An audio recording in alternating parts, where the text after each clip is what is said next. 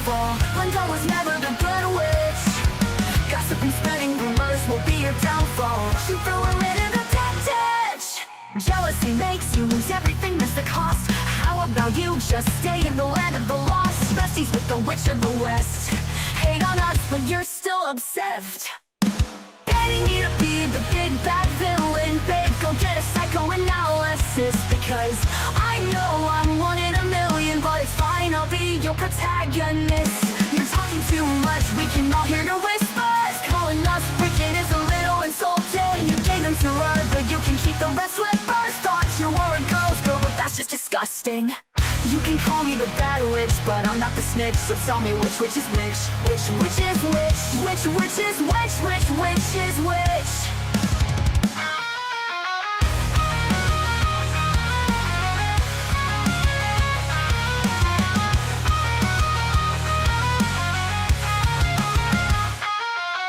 Mirror on the wall, who's the saddest one of all? Glenda was never the good witch.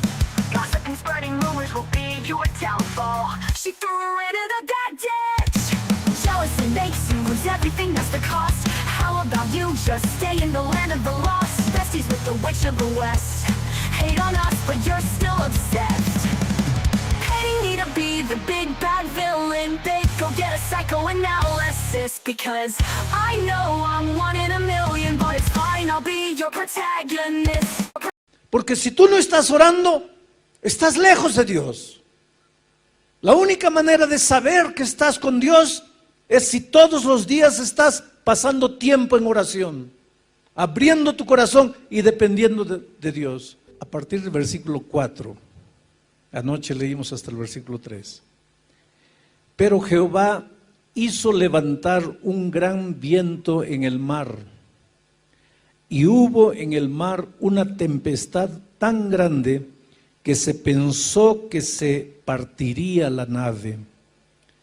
Y los marineros tuvieron miedo, y cada uno clamaba a su Dios, y echaron al mar los enseres que había en la nave para descargarla de ellos. Pero Jonás había bajado al interior de la nave y se había echado a dormir. Y el patrón de la nave se le acercó y le dijo: ¿qué tienes, dormilón? Levántate, clama a tu Dios, quizás Él tendrá compasión de nosotros y no pereceremos. Y dijeron cada uno a su compañero: venid y echemos suertes, para que sepamos por causa de quién nos ha venido este mal. Y echaron suertes, y la suerte cayó sobre Jonás. Entonces le dijeron ellos: decláranos ahora, ¿por qué nos ha venido este mal? ¿Qué oficio tienes? ¿Y de dónde vienes? ¿Cuál es tu tierra? ¿De qué pueblo eres?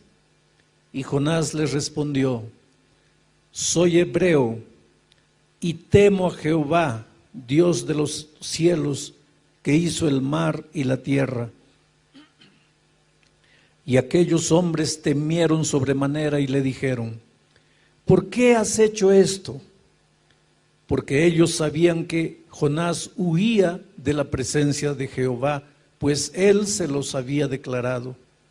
Y le dijeron: ¿qué haremos contigo para que el mar se nos acalme? Porque el mar se iba embraveciendo más y más. Y Jonás les respondió: tomadme y echadme al mar, y el mar se aquietará, porque yo sé que por mi causa ha venido esta gran tempestad sobre vosotros.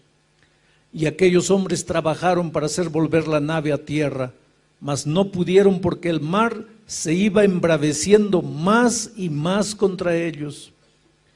Entonces clamaron a Jehová y dijeron: te rogamos ahora, Jehová, que no perezcamos nosotros por la vida de este hombre, ni pongas sobre nosotros la sangre inocente, porque tú, Jehová, has hecho como has querido. Y tomaron a Jonás y lo echaron al mar, y el mar se aquietó de su furor. Y temieron aquellos hombres a Jehová con gran temor, y ofrecieron sacrificio a Jehová e hicieron votos. Pero Jehová tenía preparado un gran pez que tragase a Jonás, y estuvo Jonás en el vientre del pez 3 días y 3 noches. Vuelvo a leer el versículo 4. Pero Jehová hizo levantar un gran viento en el mar, y hubo en el mar una tempestad tan grande que se pensó que se partiría la nave. Dios tiene un plan maravilloso para todo aquel que un día se encuentra con Jesús. A Abraham, Dios le dijo: sal de tu tierra, de la casa de tus padres, y anda a una tierra que yo te mostraré. Y tú serás una bendición por donde pases. El plan de Dios para sus hijos es que sus hijos sean una bendición por donde pasen. Pero Jonás, en lugar de ser una bendición en el barco, estaba siendo una maldición. ¡Qué tragedia! Un hombre llamado para ser bendición se había vuelto en una maldición. Por donde tú vas, ¿eres una bendición? Como padre, ¿eres una bendición? Como esposo, como esposa, como hijo, ¿eres una bendición? Como empleado, ¿eres una bendición? Como patrón, ¿eres una bendición? Es interesante. Yo tengo un hijo abogado. Él se casó hace unos 5 años atrás. Y el día de las bodas conocí a otros 2 socios de él en un estudio jurídico que ellos tienen en Brasilia. Y yo los veía a esos 2 socios, también abogados famosos allá, medio dislocados porque no había bebida, no había cigarro, no había baile, no era el ambiente de ellos. Y dejé todo y me fui a la mesa de ellos para hacer sala, ¿no? Para conversar un poco, para que ellos no se sintiesen fuera del ambiente. Y es impresionante lo que ellos me dijeron. Yo les dije: mire, yo les agradezco a ustedes por el apoyo que ustedes le dan a mi hijo. Y uno de ellos me dijo: mire, nosotros no le damos ningún apoyo. Él es un buen profesional, pero una cosa, nosotros 2 tenemos una gratitud profunda por él, porque él tiene algo que nosotros no tenemos. Él tiene fe, él cree. Y cuando a veces nosotros tenemos un caso casi perdido, cuando parece que ya no vamos a lograr nada, lo primero que hacemos es entrar a la sala de él, no para pedirle ideas con relación al trabajo, sino para pedirle que él haga una oración por nosotros, porque hay momentos en que solo Dios puede resolver algunos problemas. Bueno, eso es lo que Dios quiere para ti, que por donde tú vayas seas una bendición. Tú eres la luz, dijo Dios. Vosotros sois la luz del mundo, dijo Jesús. ¿Ya escuchaste hablar de la leyenda del rayito de luz? El rayito de luz quería conocer a las tinieblas y un día fue a la mamá y le dijo: mamita, quiero conocer a las tinieblas, ¿dónde puedo encontrar a la oscuridad? La mamá le dijo: mira, anda a ese cuarto, allí está la oscuridad, puertas cerradas, ventanas cerradas, métete por alguna rendijita, allí vas a encontrar a la oscuridad. Y el rayito de luz se fue, entró y volvió frustrado. Mamita, entré, pero no había ninguna oscuridad. Entonces la madre le dijo: mira, ándate al centro de la tierra, allá al fondo de la tierra, ahí está la oscuridad. Y el rayito de luz se fue allá y volvió triste. Mamita, tampoco encontré la oscuridad. Y la mamá lo mandaba para aquí, lo mandaba para allá, y el rayito de luz volvía y le decía: mamá, no encuentro a la oscuridad. Y la mamá le dijo: mira, hijito, nunca vas a encontrar a la oscuridad, porque por donde tú vayas, todo va a quedar iluminado, porque tú eres un rayo de luz. Oh querido, tú eres un rayo de luz. Tú naciste para ser una bendición. Mucha gente se queja y dice así: esta vida es un infierno, esta vida es injusta, nadie me ama, nadie me quiere, nadie me acepta, todo el mundo me trata mal. Pero yo quiero darte una noticia que no sé si te va a gustar. No es que todo el mundo te trata mal, no es que nadie te quiere, es que este mundo, esta vida es como un espejo. Si tú vas al espejo y le sonríes, el espejo te sonríe. Si tú vas al espejo con rabia en el rostro, el espejo te va a devolver la misma imagen. Si tú lloras delante del espejo, el espejo te va a devolver la imagen de alguien llorando. El problema es que tú andas con el rostro fruncido, andas quejándote de la vida, miras a las personas y nadie te gusta, vives criticando, mirando los defectos de las personas, pero quieres que te acepten, quieres que todos se traten bien. Querido, trata bien a las personas, ama a las personas, acéptalas como son. Tú no vas a cambiar la personalidad de los seres humanos. Pero ese es muy hablador, acéptalo así hablador. Ese es muy callado, acéptalo callado. Ese es muy triste, acéptalo triste. Ese es muy nostálgico, acéptalo nostálgico. Porque cuando tú aceptes a las personas como son, las personas te van a aceptar a ti como tú eres. El problema es que nosotros queremos que las personas sean de la manera que nosotros queremos que sean. Pero si las personas cobran eso también de nosotros, ¿a dónde vamos? Jonás había nacido para ser una bendición, pero estaba haciendo una maldición. Y no estaba haciendo una maldición solo para la gente que estaba en el barco, estaba haciendo una maldición para sí mismo. Al escaparse de Dios, Jonás había perdido 4 cosas maravillosas. Y cada vez que tú no quieres compromiso con Dios, cada vez que tú corres de Dios, cada vez que tú te limitas a acompañar a Dios de lejos, pero no te acercas, no te comprometes, no te relacionas. Ahora mira, en los tiempos de Cristo, multitudes seguían a Jesucristo.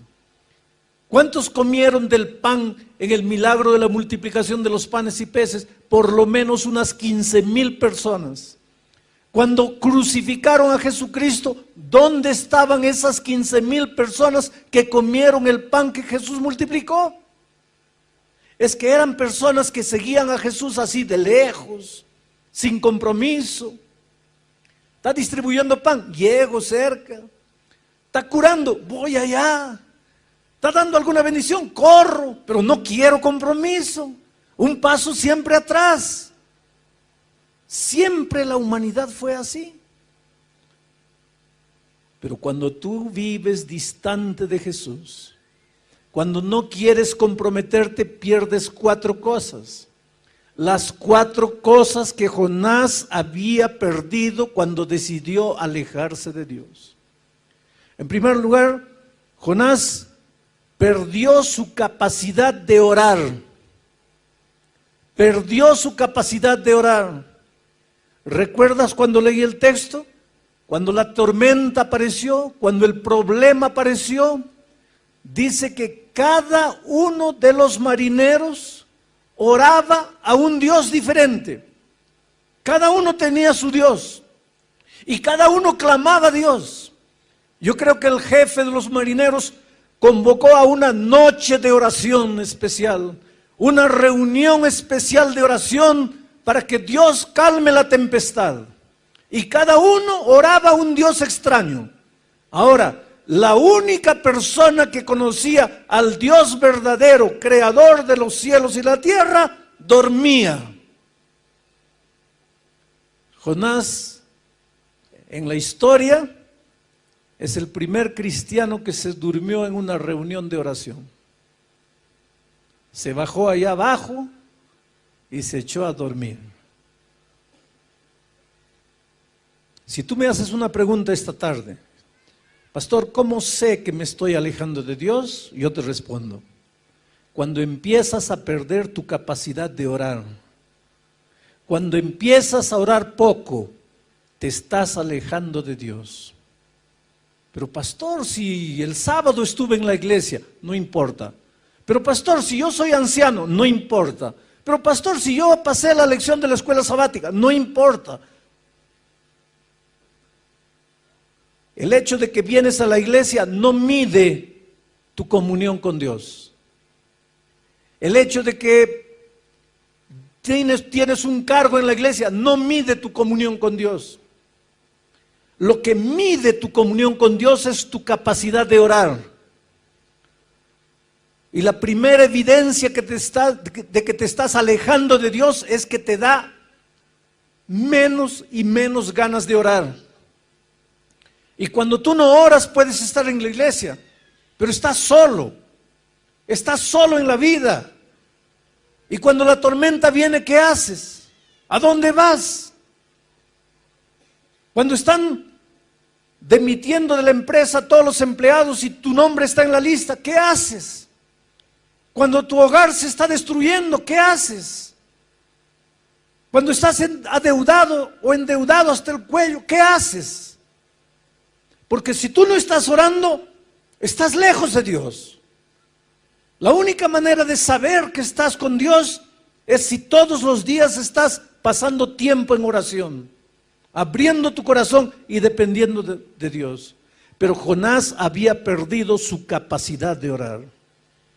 Como consecuencia de haber perdido la capacidad de orar, Jonás empezó a perder la sensibilidad espiritual. Jonás dormía. Y cuando tú estás durmiendo, estás víctima de tus enemigos, a merced de tus enemigos. Cuando estás durmiendo, hasta un niño te puede matar. ¿Por qué? Porque durmiendo no puedes defenderte.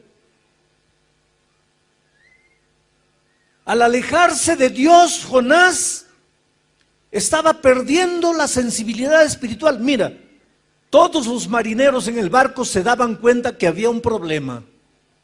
Jonás no. Jonás dormía. Los marineros en el barco agarraban las cosas y arrojaban al mar para que el barco no tuviese mucho peso, a fin de que continuase flotando.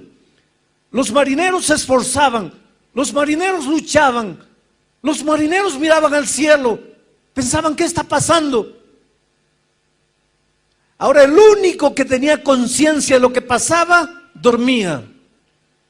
Había perdido la sensibilidad espiritual. ¿Sabes que lidiar con cosas espirituales es una bendición, pero puede transformarse en una maldición? Porque podemos familiarizarnos tanto con las cosas espirituales que pasan a ser rutinarias. Dejan de ser especiales, dejan de ser sagradas.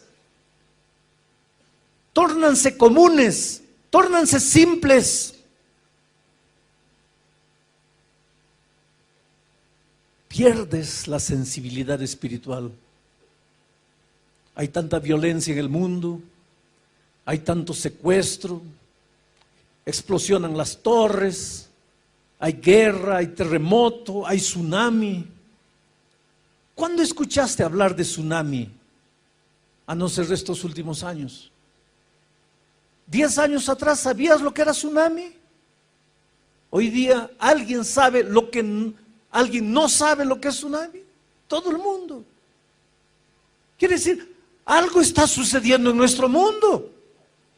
Algo está pasando. Y hay mucha gente que no conoce a Dios, que no conoce la palabra de Dios, pero se pregunta, ¿qué está pasando? Y muchos que están en la iglesia duermen. No se dan cuenta. Están perdiendo la sensibilidad espiritual. Al perder su capacidad de orar, Jonás pierde su sensibilidad espiritual. Y al perder la sensibilidad espiritual, Jonás pierde su capacidad de oír la voz de Dios. Se endurece, se adormece y duerme. Y querido, ay de ti y de mí si un día perdemos la capacidad de escuchar la voz de Dios. ¿Cómo Dios habla a tu corazón? A través de la conciencia, que saca sus conclusiones de la palabra de Dios. Pero cuando Dios te habla y no le escuchas, te sigue hablando y no le escuchas, te continúa hablando y no le escuchas, tu corazón se va endureciendo, endureciendo, endureciendo, y llega un momento en que Dios puede gritar a tus oídos y ya no escuchas, porque pierdes la capacidad de escuchar la voz de Dios. ¿Hace cuántos años Dios te llama? ¿Hace cuántos años Dios toca tu corazón para que le entregues definitivamente la vida a Cristo? Estaré predicando esta noche para alguien que ya tuvo momentos felices en la iglesia de Dios. Y por esas cosas de la vida hoy día estás lejos de Dios, lejos de la iglesia. ¿Cuántas veces Dios te ha llamado? ¿Cuántas veces Dios ha tocado tu corazón? ¿Cuántas veces en medio de la noche el Espíritu te ha incomodado? ¿Cuántas noches de insomnio has tenido? Porque la voz de Dios te atormenta. Pero si tú no le haces caso, y no le haces caso, y no le haces caso, llega un momento en que tu corazón se endurece y pierdes la capacidad de escuchar la voz de Dios. Ahora veamos cómo las personas tratan de resolver el problema que había aparecido aquella noche. Estaban en medio de una noche oscura y un mar embravecido. Cada uno clama a su Dios. Y después de clamar a Dios, todos los que estaban en el barco tratan de resolver el problema. En primer lugar, ellos raciocinan y llegan a la siguiente conclusión: este problema debe haber aparecido porque entre nosotros debe haber un culpable. Y entonces ellos echan suerte. Ustedes saben que los marineros juegan cartas, juegan dados, juegan dominó. Los marineros pasan el tiempo con ese tipo de juegos de azar. Y los marineros aquella noche trataron de descubrir quién era el culpable, utilizando las herramientas que tenían en sus manos, utilizando las cosas que ellos conocían. Echaron mano del juego de azar. No es que la Biblia apruebe el juego de azar. Lo que la Biblia está mostrando es que cuando el ser humano está en problemas, trata de resolver sus problemas con lo que tiene en la mano. Ni que para eso tenga que entrar en la tradición humana que no tiene base científica ninguna. Ponte a pensar en nuestros días. La humanidad inconscientemente sabe que este barco está en peligro. La humanidad inconscientemente sabe que la embarcación llamada tierra está corriendo peligro. Y cada uno trata de resolver el problema. Unos piensan que esta tierra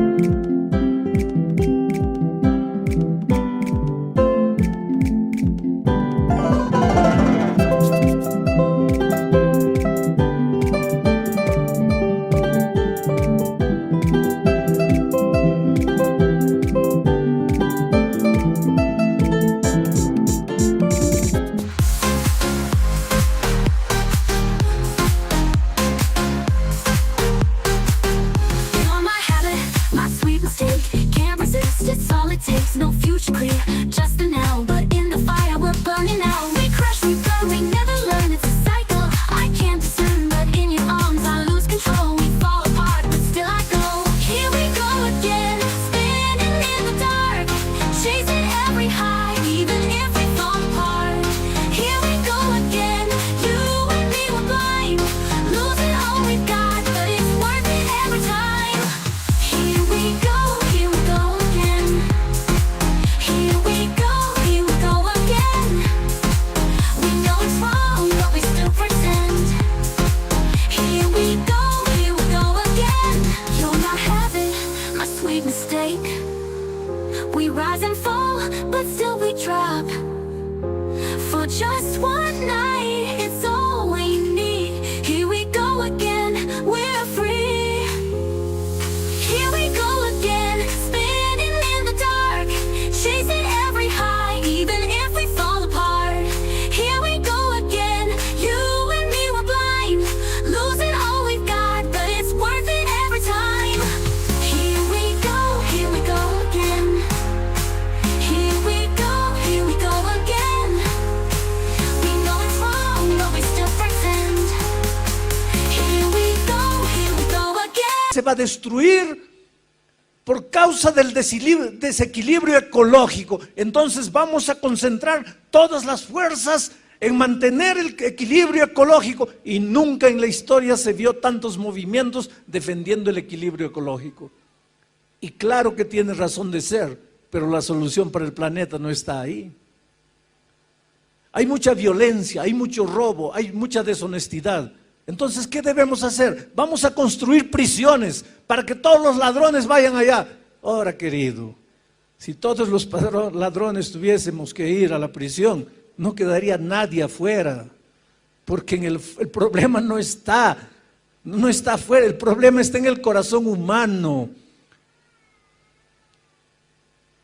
Hay un filósofo que dice que si tú no robaste todavía es porque no tuviste la oportunidad. Y yo te voy a confesar una cosa, porque quiero que entiendas que soy un ser humano tan humano cuanto tú.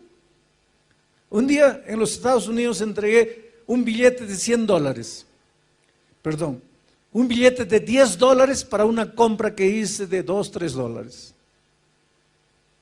Y la chica debería tener algún problema ese día, seguro que peleó con el esposo o algún hijo estaba enfermo. Evidentemente su cuerpo estaba allí, pero su cabeza no estaba, porque me recibió el billete de $10 y me dio el vuelto de $100. ¿Qué es lo que debería haber hecho yo inmediatamente? ¿Qué debería haber hecho? Devolver. Y devolví. Pero pensé 2 segundos antes de devolver. Y después me asusté. ¿Por qué tuve que pensar? ¿Por qué tuve que pensar? ¿Por qué no devolví en el acto? Como algo natural. Porque la honestidad no es natural. No es natural de nuestra naturaleza pecaminosa. Entonces, querido, el problema no está con la justicia humana, no está con la prisión, el problema está con el corazón humano. Pero cada ser humano trata de resolver el problema. El matrimonio está hundido. Vamos a intentar esto, vamos a intentar aquello, vamos por este camino. A veces entra en el terreno de la depravación, queriendo salvar el matrimonio. El problema no está allí. El ser humano, mira, hay gente que no sale de casa sin mirar el horóscopo para ver si este es mi día de suerte o no, si hoy día me va bien, me va mal. Ponte a pensar un poquito, ¿qué tiene que ver el astro que está allá millones de años luz con tu vida aquí? Oh, querido, piensa un poco. Porque me tropecé porque mi horóscopo decía que me iba a tropezar. ¿Qué tiene que ver ese astro con el hecho que no miraste la piedra que estaba delante de tu camino? Pero el ser humano, cuando está en problemas, trata de correr de un lado para otro para resolver el problema. Y es lo que los marineros hicieron aquella noche. Lo que estaba en las manos eran las cartas y comenzaron a echar suerte. Y te digo una cosa, cuando los seres humanos son sinceros, y aunque no estén en el camino correcto, porque no conocen otra verdad, Dios puede manifestarse a ellos. Y fue lo que sucedió aquella noche, porque la suerte cayó a Jonás. Y ahora los marineros fueron a Jonás y le preguntaron: ¿qué hiciste? ¿Por qué nos trajiste esta maldición? Ahora miren la actitud de Jonás. Jonás pensaba que la solución para los problemas estaba en las manos del propio ser humano. Jonás llegó a la siguiente conclusión: yo pequé, yo traje este problema, yo traje esta maldición, entonces yo voy a pagar por lo que hice. Arrójenme al mar, y cuando yo me muera, ustedes se van a quedar en paz. Jonás era un profeta de Dios. Jonás conocía el tema de la gracia redentora. Hay muchos cristianos sinceros que piensan que en el Antiguo Testamento la enseñanza es salvación por las obras y que en el Nuevo Testamento la enseñanza es salvación por la gracia. Pero si tú lees la Biblia desde el Génesis hasta el Apocalipsis, vas a ver que la única enseñanza bíblica es la salvación por la gracia. Por las obras nadie se salva, por la ley nadie se salva, por guardar mandamientos nadie se salva. Desde el jardín del Edén, cuando un cordero fue sacrificado para preparar vestidos para cubrir la desnudez del hombre, Dios estaba diciendo que la salvación es únicamente por la gracia de Jesucristo, porque ese cordero simbolizaba al Cordero de Dios que tiraría el pecado del mundo. Cuando Israel todos los días ofrecía sacrificio y un corderito era sacrificado, el mensaje era: la salvación es únicamente por la gracia. Por lo tanto, Jonás conocía el tema de la salvación por la gracia, pero él no creía. Él tenía una manera de pensar: el que la hace, la paga. Yo la hice, entonces merezco morir. Y es verdad, queridos. La Biblia dice: por cuanto todos pecaron, están destituidos de la gloria de Dios. Pablo afirma: la paga del pecado es la muerte. Todos esta noche merecemos morir. No hay justo ni siquiera uno, dice la Biblia. No hay quien busque el bien. Está en nuestra naturaleza el pecado. Nuestra inclinación natural es hacia el mal. Por lo tanto, aquí nadie tiene derecho de ser salvo. La salvación no es por derecho. La salvación no es por merecimiento. La salvación no es porque has hecho alguna cosa buena. La salvación no es por puntos que ganaste. La salvación no es una medalla de honra que recibes. La salvación es únicamente por la gracia de Cristo, porque Él te ama, a pesar de lo que has hecho, a pesar de tu pecado, a pesar de la vida que has vivido, a pesar de que creas o no creas. Dios te ama y quiere salvarte. Pero Jonás no entendía eso. Por ejemplo, cuando Jonás decidió escaparse de la presencia de Dios, fue porque Dios le dijo: levántate, ve a Nínive y profetiza. Y Jonás, más adelante vamos a ver eso, le dice a Dios: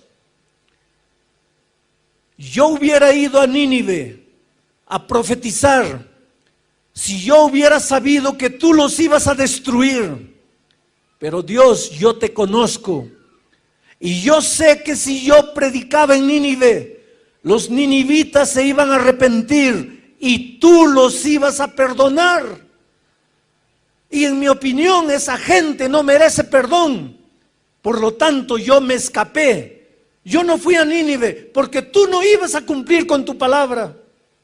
Y ahora, cuando Jonás le dijo a los marineros: arrójenme al mar, y los marineros lo arrojaron al mar. Yo imagino la escena, déjenme imaginar. Jonás dando vuelta en el agua antes de hundirse. Las ondas como un remolino tratando de hundirlo. Y Jonás ya solo con la cabeza para afuera, mirando al cielo y diciéndole a Dios, ¿está viendo, Señor? Es así que se trata al pecador. Pecó, murió. Pero los ninivitas pecaron y yo sé que tú los ibas a perdonar. Entonces yo te estoy dando una clase de teología. Yo te estoy dando una lección de salvación. Es así que se trata al pecador. Oh, querido, es realmente así que se trata al pecador. Pero no es así que Dios trata al pecador. Porque si Dios te tratase como tú mereces, ¿dónde estarías tú? Si Dios me tratase a mí como yo merezco, ¿dónde estaría yo? Los marineros clamaron a Dios antes de arrojar a Jonás y le dijeron, Señor, no queremos morir por causa de la vida de un inocente. ¿Inocente? ¿Jonás era inocente? Jonás murió, o posiblemente moriría, pero no estaba muriendo por los marineros. Los marineros eran los inocentes. Jonás estaba muriendo por su propia culpa. Diferente de Jesús, que cuando murió en la cruz del Calvario, no estaba muriendo por él, porque Jesús sí era inocente. Él sí estaba muriendo por los pecadores. Él estaba muriendo por mí. Por eso, toda la eternidad no será suficiente para que yo pueda agradecer el amor maravilloso de Jesucristo. Y Jonás desapareció en las aguas. Todo el mundo pensó que había muerto. Y ahora entro a la parte final del texto de esta noche. El último versículo del capítulo 1 dice así: pero Jehová tenía preparado un gran pez. El problema del pecado a Dios no lo agarró por sorpresa. Desde la eternidad Dios ya tenía el plan de salvación preparado. Dios había preparado un gran pez. Ese pez recibiría a Jonás, lo sacaría de las profundidades del mar, lo llevaría a la playa y lo dejaría salvo allí. Tú y yo somos Jonás, por nuestros pensamientos, por nuestros sentimientos, por nuestras actitudes. Nosotros merecemos el fondo del mar, el fondo del pecado, el fondo de la muerte. Pero así como Dios tenía preparado un gran pez para salvar a Jonás, en el maravilloso plan de salvación, Dios tenía preparado una cruz. Y en esa cruz murió Jesucristo. Esta noche estaba en el camarín y hay una señora llamada Verónica que todas las noches cuando llego me recibe en el camarín con todo cariño. Tiene un agua caliente. Trata de hacer mi estada en el camarín lo más confortable. Esta noche le pregunté, ¿quién eres tú? Y ella me dijo, pastor, hace muchos años, 9 años atrás, cuando mi hijo mayor tenía apenas 6 años, 7 años, mi esposo se fue con otra mujer. Nunca más lo vi, me dejó con 3 hijos, sola para criar 3 hijos. Y un día tuve ganas de morir. Quise quitarme la vida. Estaba en el fondo del pozo. Estaba destruida. La vida no tenía sentido. Y Dios me extendió la mano y me sacó del fondo del pozo. Y hoy día Mis hijos ya empiezan a crecer. Mi hijo mayor ya tiene 16 años. Y yo estoy aquí, amando a Jesús con todo mi corazón, tratando de servir a Dios y de hacer lo mejor para Él. No importa quién eres tú ni cómo tú vives. No importa el drama que vives. No importa si por errores personales hoy día te sientes en el fondo del mar, desempleado, sueños destruidos, matrimonio destruido, sin hijos, sin padre. Yo te digo, Dios tiene preparado un plan de salvación para ti. Dios te extiende la mano, pero Él no puede hacer nada por ti si tú no quieres.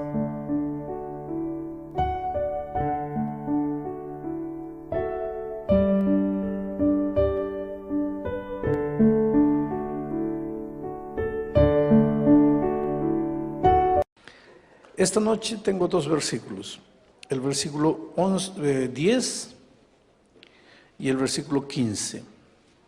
Miren lo que dice. Te ruego por mi hijo Onésimo, a quien engendré en mis prisiones, porque quizá para eso se apartó de ti por algún tiempo, para que le recibieses para siempre. Pablo pensaba ir a Roma, libre, feliz, llegar como un gran evangelista, hacer una linda campaña, bautizar mucha gente. Pero llegó a Roma de una manera completamente diferente como había planeado. Llegó como un esclavo, como un preso, un prisionero, esposado. Y cualquiera podría mirarlo y decir, pero en estas circunstancias, ¿cómo va a cumplir su trabajo? Y sin embargo, él, escribiendo a los tesalonicenses, dice que en Roma sus prisiones, su dolor, su sufrimiento lo llevaron a tener un ministerio más exitoso que si hubiese llegado como un evangelista normal. Quiere decir, cuando lo encarcelaron, él, como todo ser humano, debe haber pensado, ¿qué Dios es este? Que si voy a ir a Roma a evangelizar, lo mínimo que Dios podría hacer es cuidarme, porque estoy yendo a evangelizar, a cumplir la misión, a predicar su evangelio. Y lo mínimo que Dios podría hacer es protegerme, pero no, deja que me encarcelen. Ahora llego a esta ciudad encarcelado. ¿Qué voy a hacer encarcelado? Y sin embargo, fue a través de su situación en la cárcel, de su dolor, de sus lágrimas, cuando la gente lo veía injustamente siendo acusado, siendo insultado, siendo juzgado, ese dolor, ese sufrimiento y la manera, yo diría casi estoica, como él resistió al dolor, eso fue lo que tocó el corazón de mucha gente y mucha gente se convirtió. Quiere decir, cuando los planes no te salen como tú quieres, agradece a Dios. Porque Dios tiene un camino mejor. Porque Dios te ama, querido.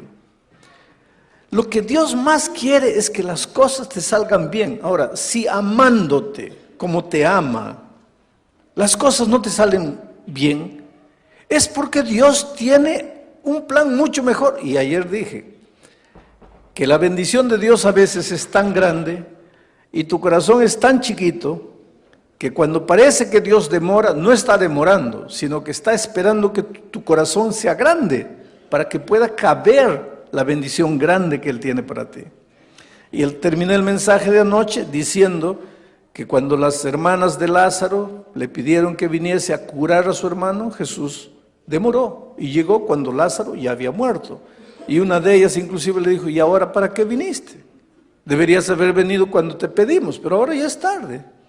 ¿Y por qué demoró Jesús? Porque lo que ellas le estaban pidiendo era poco. Ellas le estaban pidiendo apenas una curación. ¿Y por qué demoró Jesús? Porque tenía para ellas algo mejor, tenía una resurrección.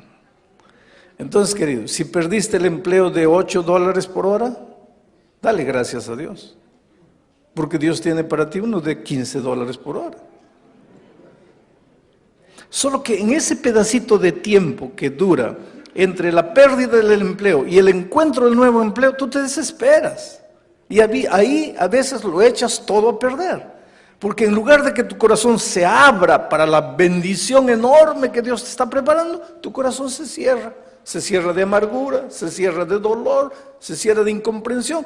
Entonces, la bendición que Dios ya tenía para darte se va a demorar más tiempo para llegar a tu vida. Por eso la promesa es, si tardar, espéralo. Está hablando el texto de la venida de Cristo, pero también de sus promesas. Si la promesa está demorando, espera, calma, no seas apresurado, inclusive porque tu tiempo no es el tiempo de Dios. Ay de nosotros si el tiempo de Dios fuese nuestro tiempo. Que para nosotros, querido, un mes es mucha cosa. ¿Por qué? Porque nuestra vida es 80 años. Pero para Dios un mes, ¿qué es? Calma, no te desesperes. Tu documento no salió, calma. Fallaste en 3 aplicaciones, calma.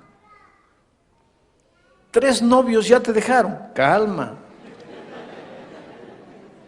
Tu hijo salió de la iglesia, no está queriendo volver, calma. Calma. El ministerio de Pablo en la prisión fue tan grande que Onésimo, que había salido robando las cosas de su patrón, había venido a Roma para esconderse, se encontró con el dolor. No sabemos cómo se convirtió Onésimo, no sabemos. La Biblia no dice. Déjenme imaginar un poco. Yo creo que a Onésimo, porque ladrón es ladrón. Ladrón, mi abuelo decía, gallina que aprendió a comer el huevo, aunque le quemen el pico, sigue comiendo. Y el pecado es así, porque el pecado se hace un hábito. Yo creo que Onésimo cayó preso en Roma y fue a parar a la prisión. ¿Y a quién encuentra ya? A Pablo. Bendito Jesús que no desiste de ti.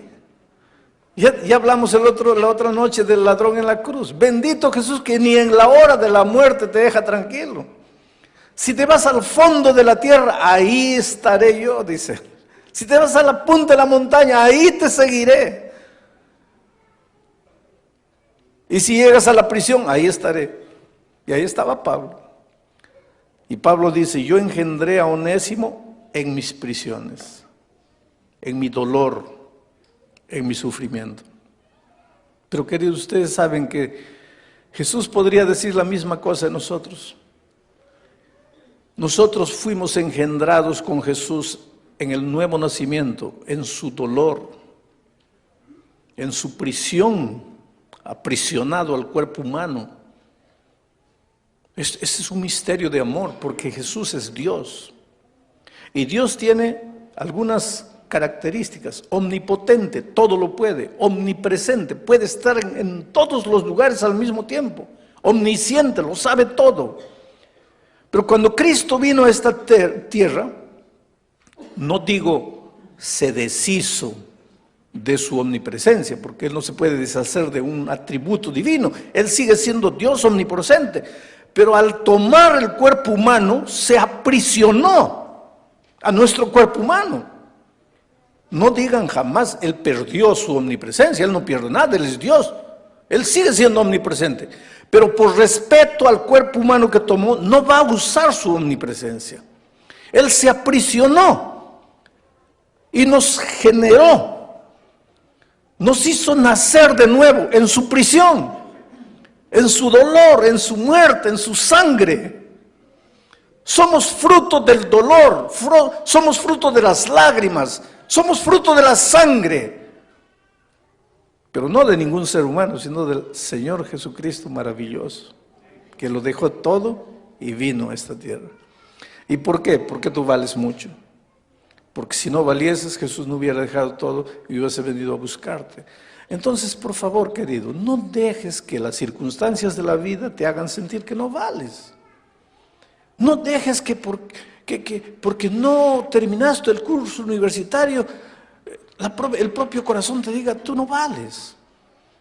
No permitas que porque estás 20 años aquí y no has aprendido inglés,